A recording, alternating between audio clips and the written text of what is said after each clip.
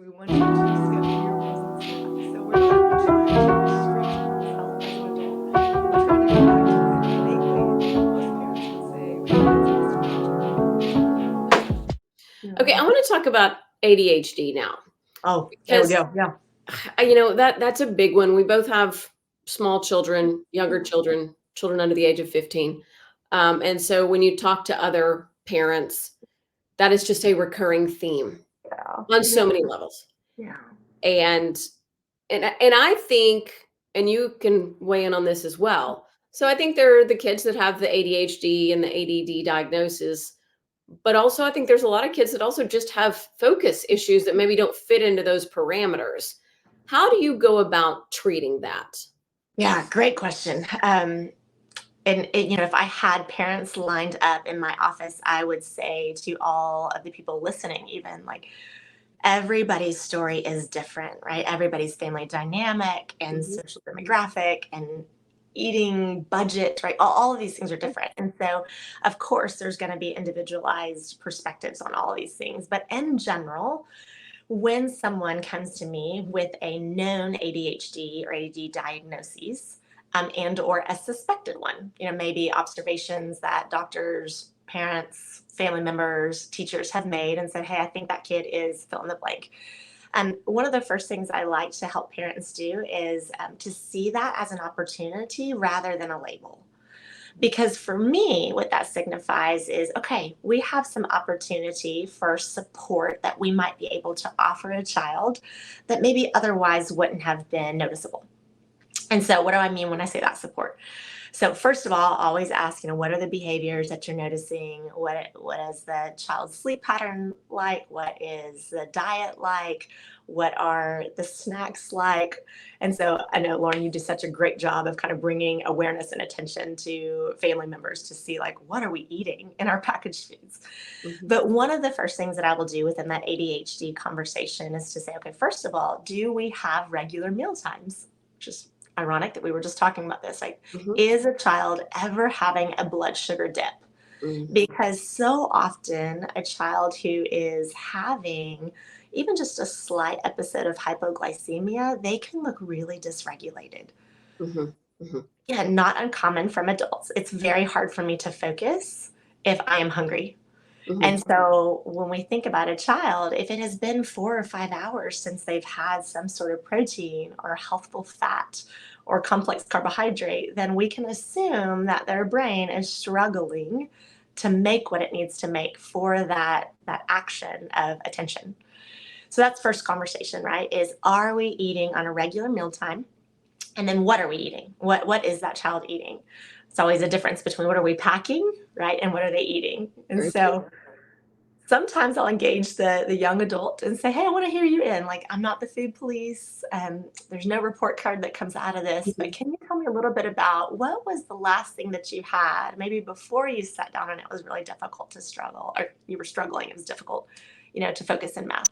And so sometimes we'll just do a discovery conversation of, I notice that when I only have those fill in the blank crackers, chips, whatever it may be, candy, right? When I only have that, it's really difficult for me to sit down and focus. I'm like, wow, yeah, that's true. Did you know? And I'll bring this conversation up. Did you know that the brain chemistry that helps you with attention and focus and irritability, helps manage those things, it's dependent on healthy fats and proteins? So I'll ask them to run an experiment. Hey, kiddo, would you be willing to choose a snack of your choosing? Your mom and dad are going to give you maybe 10 different protein options and 10 different healthy fat options.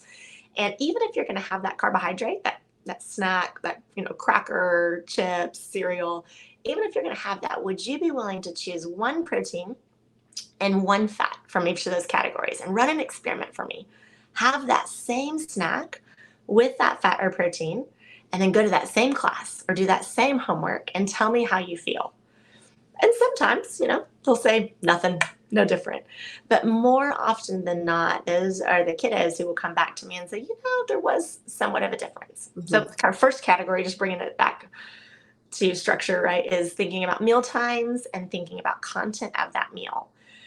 I have so many moms and dads who will come to me wanting to talk about testing and supplements and medication and food additives. And I love engaging in that conversation, but we often have to go back to that basic. Is there mealtime? Is there snack time? Is there quality of nutrients in those foods? And then if we kind of cover those bases, then we will often launch into questions about really nutrient specifics. So I'm sure you know a ton about this. There are nutrients, so vitamins and minerals, that make up the neurochemistry that can help or hurt someone with a predisposition to ADHD. Mhm. Am I saying that they are the cause of it?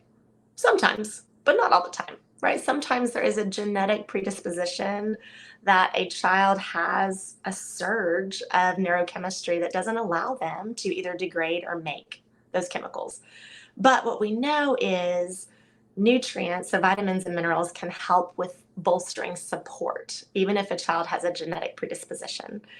So sometimes we'll get an individual started on a really high quality multivitamin, multimineral. Other times we'll go about doing a micronutrient test if the kid is okay with blood work. Mhm. And then we'll go in, get a testing done, and we'll say, hey, there are about 12 different vitamins or minerals that are specific in supporting ADHD symptoms. Mhm. And so if we're missing any of those, then we have a targeted supplemental plan. Or using food as medicine, we can target those foods that are high in those particular vitamins or minerals. And then really maybe the third or fourth layer that we'll get to is looking at nutrigenomics. Oftentimes a mom or a dad would raise their hand and say, I feel the same way that my child feels. So I think I might have passed something down, but my child now has more opportunity to mitigate these symptoms rather than compensate like I had to all my life. Mhm. And so with those dynamics in play, sometimes the parents and the kids will do a nutrigenomics testing.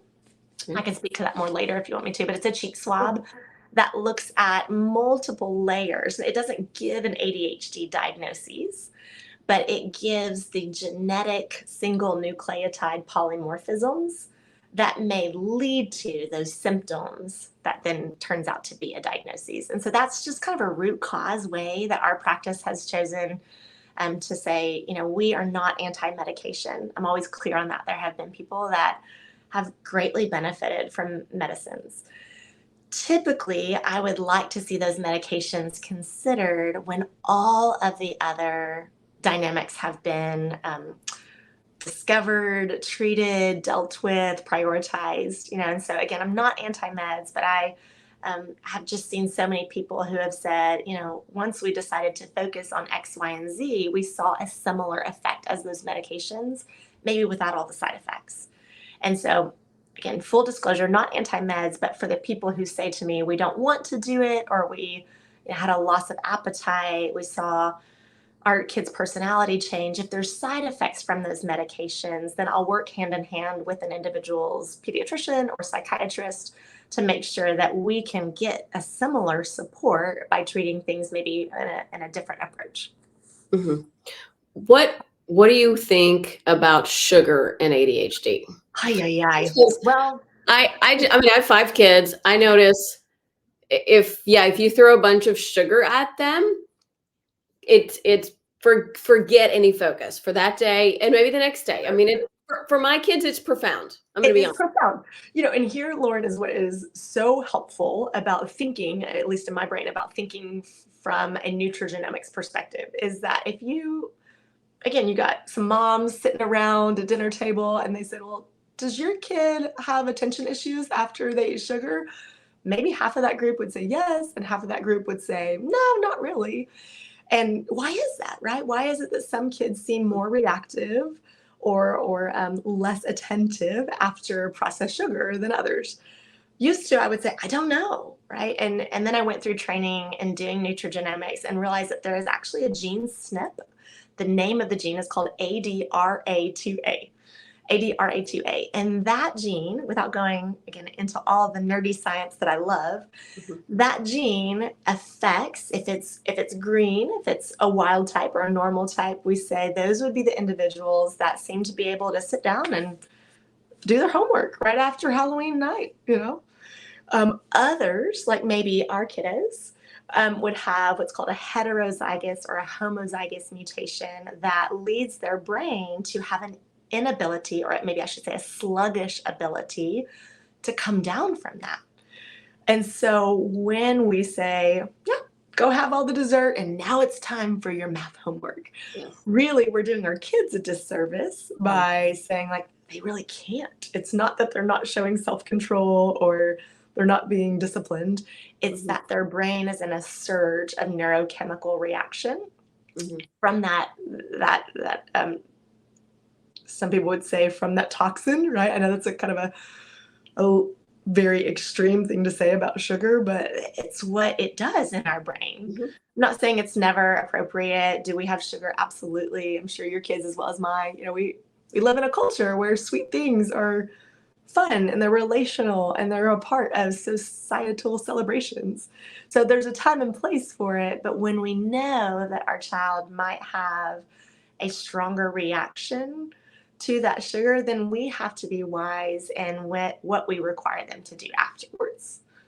I Or think breakfast is a big one as well. you got it. Because I think that is one of those that again, for my kids, and I have to say, like, I've had blood sugar problems in the past. I do not, my body chemistry does not react well to sugar. Right. I have very little, virtually none, like for weeks, months, years at a time. That's how I Because live you know my your body. life. Yeah. Yeah. So, they may have inherited some of that from me, but either way, I just noticed if we're having a granola cereal with some fat and some protein, but also some sugar in it, Yep. I'm noticing through the day that we're off.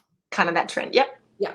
And this is where personalized nutrition comes into play, right? So there's a general recommendation we would make across the population that we do not need more than 40 grams of added sugars per day.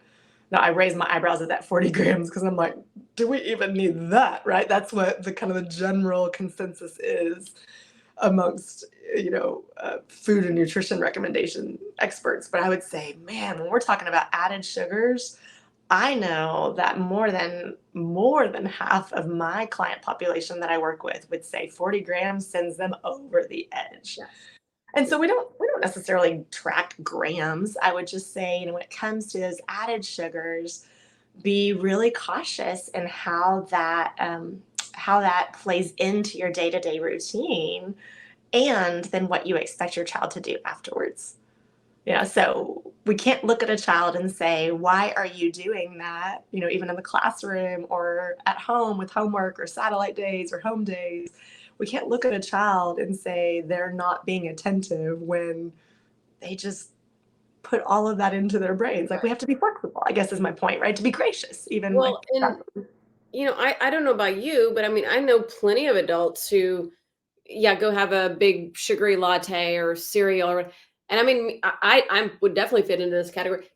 You don't feel well afterwards. oh, right. You feel You just real good in the moment and not real Sure, good afterwards. sure. For the 3 minutes that you're drinking it, or Right. the 30 seconds that you're eating the cinnamon roll, yeah, it's just Right. great. And then after that, you feel crummy. So, I mean, I definitely fit in that category. There's no question. But kids may not be feeling at their best at in those moments, or those hours after exposure to sugar. So I think you really have to look at that. I think all parents, whether and again, none of my kids have ever been diagnosed with ADHD, but some are more focused than others, and some are more focused at math, some are more focused at art, So to encourage an overall attention on academics, I just feel like I have to be really careful with what I feed everybody.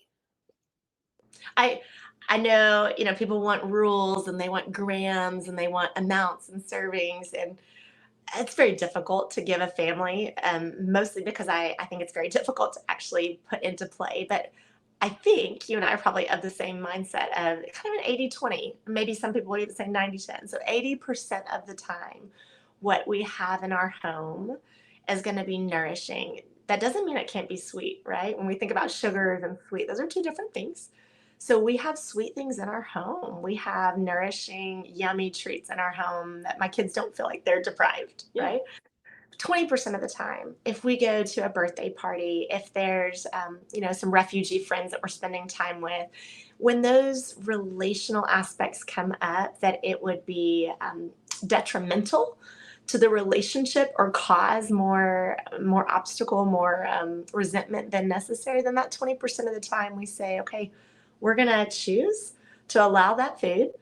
And then we're going to lower our expectations on behavior afterwards because we gave an allowance, right? Or we provided some freedom. So now we got to provide flexibility. So where we give freedom with sugar, I say we have to also give great flexibility and not come down hard on our kiddos when that's what's in their system. So 80-20, 90-10, 90-10, excuse me, whatever kind of works better for a family. But we have to say, okay, more than the majority of the time, we're focused on whole, unprocessed, nourishing foods that work for our body, not against it.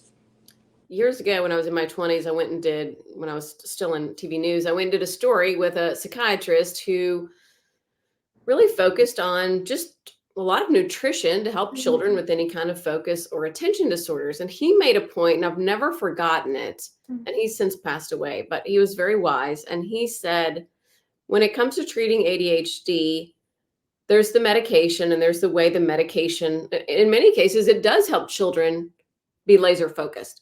And he said, when we start talking about the nutrition behind it, that's not always going to look the same as a medication focus.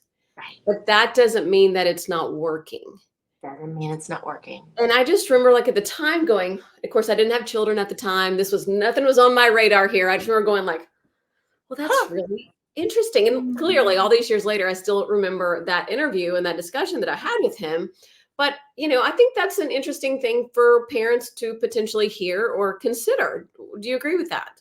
I do. I mean, let me make sure I got his words correctly, that it's not going to look the same. It may not. It may not. It may not look the same. Yeah. I mean, I think that's very valid in the sense that sometimes the uptake of the nutrition interventions that we might make with our families, when we really can't be 100% about it all the time, it may not look as strong in its effect, but it doesn't mean it's not having an effect.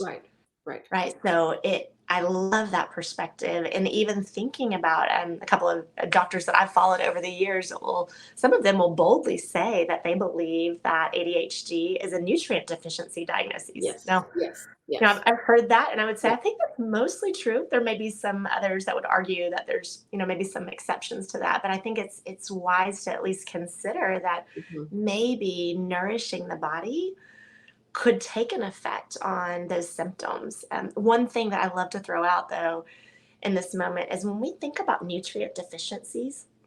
For example, if I go have a client and go have their blood work done and we look at a SpectraCell micronutrient deficiency test, right? And we say, okay, these are the things that are deficient in your white blood cells. We know that white blood cells turn over and replace themselves every 4 to 6 months on average. So when we're thinking about replenishing those nutrients, my ask is to say, hey, we've got to either use food as medicine or supplements for the next 4 to 6 months. So this is a long haul, right? This is not a try it for 2 weeks and we'll get everything back up there. Yes. We have to think about physiology and the way that God designed it, that your body is going to take 4 to 6 months to replenish and nourish those cells. So I say that really connected to, the psychiatrist you mentioned, and to bolster parents' kind of that stickingness or that consistency, that when we're trying to do these things from a dietary perspective, don't give up after a month. Don't give up after 2 weeks and say, well, that didn't work. It's not going to make any difference. We have to say, well, those cells took a while to get that deficient. And so it may take, again, on average, about 4 to 6 months for those cells to turn over and replace themselves with now nourished or not deficient versions of themselves. Yeah, that's a great point. What about omega-3s? You hear a lot about omega-3s and ADHD. I love omega-3s. So there is, on our website, for people who are interested, you can find more about a test that we offer called Brain Span. And it is a tiny finger prick that was designed and is now FDA approved to look at levels of omega-3, omega-6 fatty acids. So kind of that ratio that we're always looking to see. And so years ago, I would always just say, I think everybody needs omega-3 fatty acids. I think children with inattentiveness, hyperactivity, they definitely need support in their neurochemistry with those omega-3 fatty acids. So I would put them on a standard, good, high quality fish oil supplement and making sure it's high quality. And then we came into the knowledge of being able to test and see just how deficient is a child or an adult. And so with that test, now we can say, okay, it may even be beyond that baseline, beyond 1,000 or 2,000 milligrams of EPA and DHA combined for omega-3 fatty acids. There are some individuals that are so low that they actually need double that dose. So having that objective data now gives me the means as a practitioner to say, we can warrant a therapeutic dose for about 2 to 3 months to get those levels back up. And I mention that because so many people, again, would say, we tried that. We tried that for a little while. Mm-hmm. And now the question is, well, did we try the right amount? Did we try it for the right length of time? And was it the right ratio of that EPA and DHA? So I think there are, it's probiotics and omega-3 fatty acids tend to be the two things that I say, I think anybody can benefit from those. Yeah. There's some minutia and who and what type I would recommend per person, but I think omega-3s are huge game changers. I think also you have to watch with, especially for kids, the omega-3 gummies sometimes can have a lot of sugar and or artificial colors, which are going to negate any benefit you might get from, in my opinion, from the omegas. Thank you. You are so right. Now, there are a few different brands that are kind of making their way into the kind of clinical practice of having not added sugars, but using things like stevia, depending on your thoughts on natural sweeteners. They're getting into the mix as far as being able to add that in. But I tell parents that the best thing that we could do is teach our kids to swallow a soft gel. The best thing, I know it sounds so like I keep one on my desk at all times, and I pick it up and I say, can your child swallow this? And they'll say, no. And I say, well, can your child tolerate the taste of fish oil? And they'll say, no. And I said, okay, well, then now we can use a substitute, but let's work on the swallowing so that they can get that in without the repulsive taste. Yes. I have one of my older ones that does not like to swallow pills. And so I'm like, sorry, we're old school fish oil in this spoon. For anybody out there listening that has a baby, one of the best things people can do when they're starting to feed, babies solids, when it's time and when it's appropriate to add in, I know it sounds crazy to us, but sardines and anchovies, some of the best first foods, I should say first foods, but within those first foods for people to add in, because it exposes them to the taste of fish oil. And believe it or not, with all the early childhood feeding therapies that I've done, most kids, when they're started on those strong flavors at an early age, then the idea of a spoonful of omega-3 fatty acids, no big deal. Yeah. No big deal. And I tried it, 4 kids, and I tried it.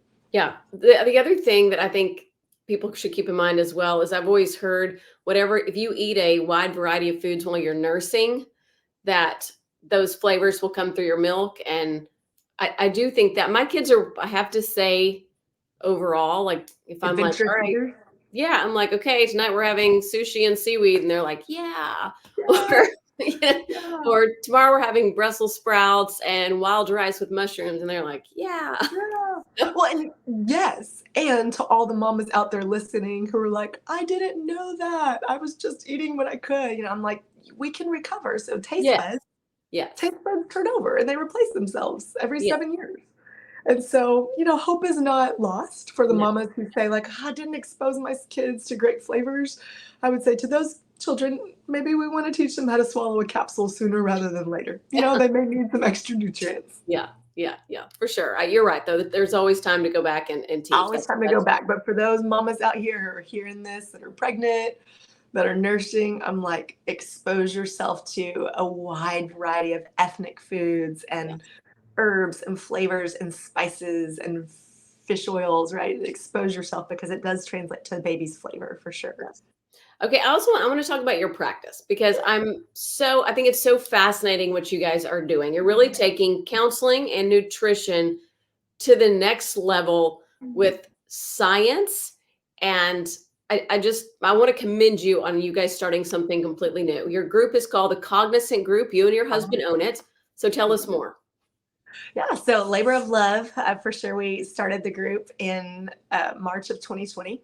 For anybody who remembers what might have happened March of 2020, it was a wild time to start a new business. But what we found was during COVID, people continue to have needs, both counseling and functional nutrition. And my husband's side of the practice is neuro movement. So neuro movement is a method that was extended past what's called a Feldenkrais method. It was kind of birthed out of that and is really geared towards neuroplasticity. There's a lot of finesse in how my husband would explain neuro movement, but really it's a movement-based approach that is aimed at supporting neuroplasticity in the brain. And so people always ask, well, who benefits most from neuro movement?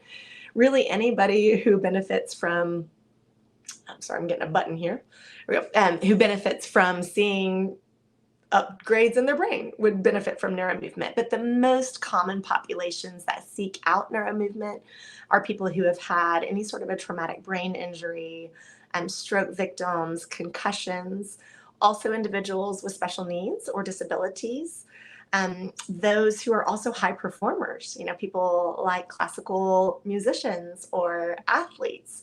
We see, again, anything in the brain that's looking to say, hey, I am here and I need to get here, or I need to recover those aspects of that neuronal connection that can benefit from neuro movement. So he'd be delighted to answer any questions if people want to email him with all of that. But the functional nutrition and the counseling side of my practice really stemmed out of 20 years of working in the hospital, working in a mental health, behavioral health facility, and me just saying, I really feel like people in our city and our kind of surrounding areas, really even in the state, are hungry for this idea of how nutrition and mental health overlap.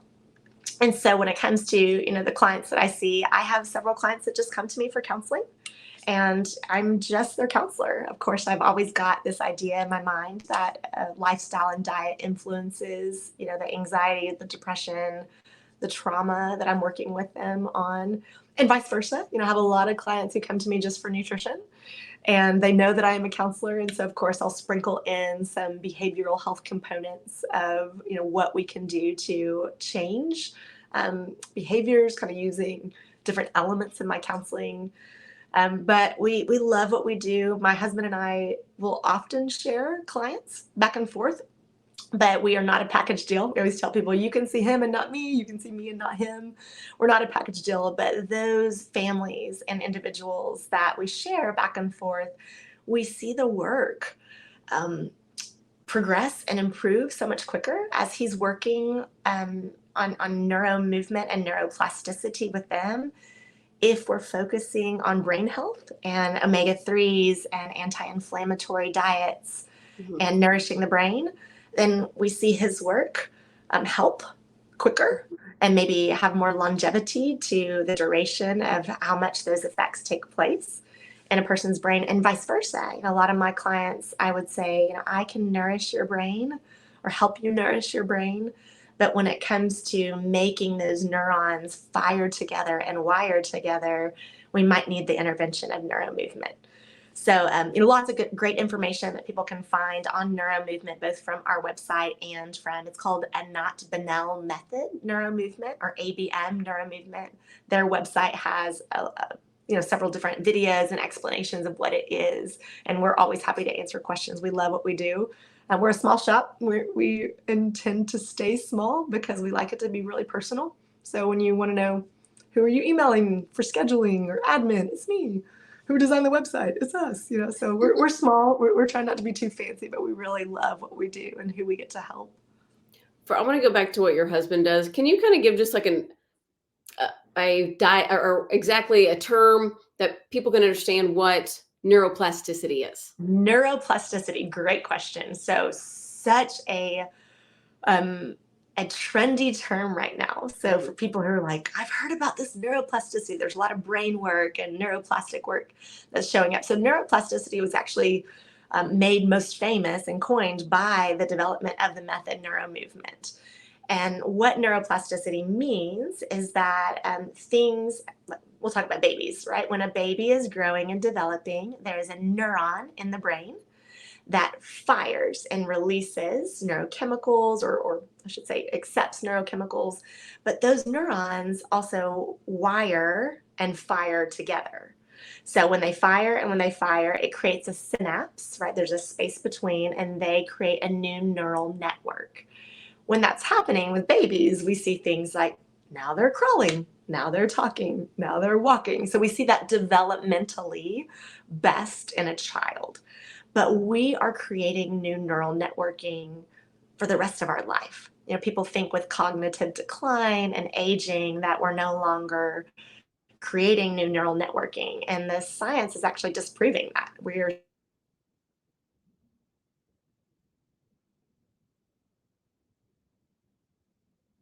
Uh-oh. Danielle, are you there? I mean, we may have lost her for a second. Alexa, did I get you? You're back? Yes. Okay, there we go. Sorry about that. So you can create new neural networks for the rest of your life. And so we offer that explanation to people that say, oh, my memory is just failing. I'm like, you can still create new, you can have these neurons that are wiring together, you know, after they fire together. And we see that for development across the life stage. But we also see that maybe most popular or most recognized right now when it comes to recovery after an injury. So a concussion, a traumatic brain injury, a stroke, where we see a cutoff or a shut off of the blood supply, that neural networking seems to have decayed and died and degraded. And so what we now are finding within the fields of neuroscience and neuroplasticity is we can bring those things back online, or maybe the better way to phrase that is we can create new neural networking from the things that have died. We can actually create new neural networking in the brain. And I'll tell you the story just because it helps people kind of put it into play. Our son, our second born, is missing the middle part of his brain. It's one of the great passions that we have in working for and with special needs families, is because we didn't know what his life was going to be like. And that corpus callosum is the organ that connects the left and right hemisphere in the brain. So when it's missing, the original science would have thought, well, a child wouldn't be able to do anything. You know, they couldn't walk or talk or see or relate to people socially. That was the diagnoses we got. But when we found out about this method of neuromovement and quickly started doing the method with him, with some practitioners from all over the world, we realized that there is a way that the brain finds pathways, right? There's a way that the brain is connecting even when that organ is missing.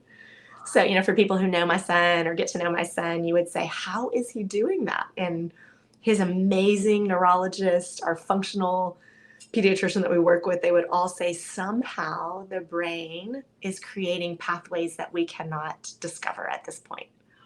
And so we use him as a great example. You know, people say, well, is that why y'all are so into this? We were both fascinated and interested in this before he was born. And then he just kind of upped our game when it came to really the discovery and the learning that we're doing with seeing how the brain can make up for its losses. You know, it can make up. Yeah, there's no question. And I mean, it's amazing. And you used to hear all these, you know, well, the brain will never regrow a synapse or will never regenerate a cell, or, you know, after a certain age or whatever. And that's, we know that's not the case anymore. And it's so, it gives people hope in so many regards. Yeah. I mean, some of my favorite stories that I won't tell you all of them now, but my favorite stories are those people with neurodegenerative conditions or disabilities that, you know, hope was lost, and that this is what we were told and this is what life is going to look like now. And to see chronic pain go away, to see disabilities, to see learning disabilities, all of a sudden people say, like, we could get beyond this, right? We could move through this. We could work through it. So it's really it's been eye-opening and life-giving to both our practice and to so many of the individuals that we're serving. I have one more question before you go that I'm super interested in, and that's the connection between depression and sugar. Yeah. Do you work with a lot of people who come in with depressive type symptoms and you're able to give them some remedy via nutritional changes? Yeah, for sure. The first thing that I tell them, which kind of lets the shame down, if any of us have ever gone through feelings of hopelessness or sadness or grief or trauma, we all can say it.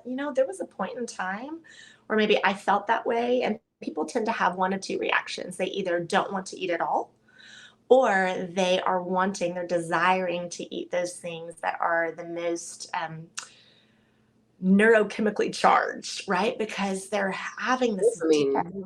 Yeah, exactly. That's where I was going. You nailed it. So the dopamine reaction it's unmatched, right? When we're feeling those signs and symptoms of depression, right? When we're feeling that, our innate tendency is to say, how do I make myself feel better fast? And so sugar's a quick hit, right? Those things that are quick hits to our brain, they do have a surge in our dopamine. Mm-hmm. So the first thing that I'll tell people is you're not guilty.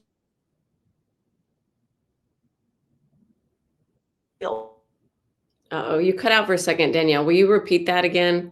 Yeah, so I will say you're not guilty for trying to do something to make yourself feel better. Sure.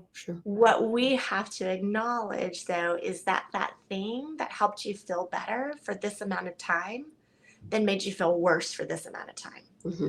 And so our strategy, again, once we get rid of the shame and the guilt, then the strategy is, could we find things that may make you feel this much better, but for this much time? Mm-hmm. Mm-hmm. So we kind of trade off that initial hit of that dopamine. I feel better when I eat that, fill in the blank, give people their idea. What is that thing that you feel better with?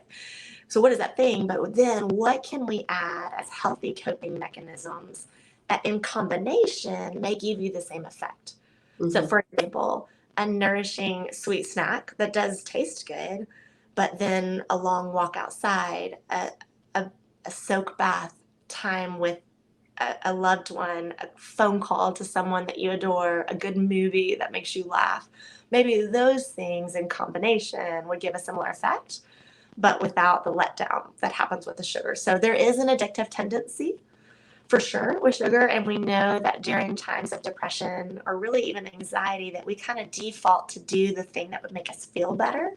Mm-hmm. Neurochemically. And so then we have to get creative. Again, once we can kind of throw the guilt and the shame out the window and say, okay, I know better, I do better. Right. So now I know what that sugar is doing for me. I know that it is both giving me a dopamine rush with a dopamine crash. So if I know better, I do better. What else could I do that would give my brain the same surge, right? Time with people, time connecting with others, with nature, time in the sun, time laughing, time gardening. It's different for every person. I start bringing up examples and people roll their eyes like, I'm not going to garden. And I'm like, what is your thing? Right? I will say to a person, what is your thing that brings a sense of passion and joy? And when you're depressed, when we have all battled some version of depression, like it's hard to remember what it was that brought us joy. So sometimes we have to go on a search again. That's very true. That's very true. Well, Danielle, thank you so much for being here with us today. I'm going to put all of Danielle's information in the notes there. So if you guys want to look at her website or contact her, possibly set up a consultation. I applaud what you and your husband are doing, Danielle. You guys are helping people, and that's what this is really all about. Thank you so much. We need people like you. We're all in this together. All right. Thank you, Danielle. Bye.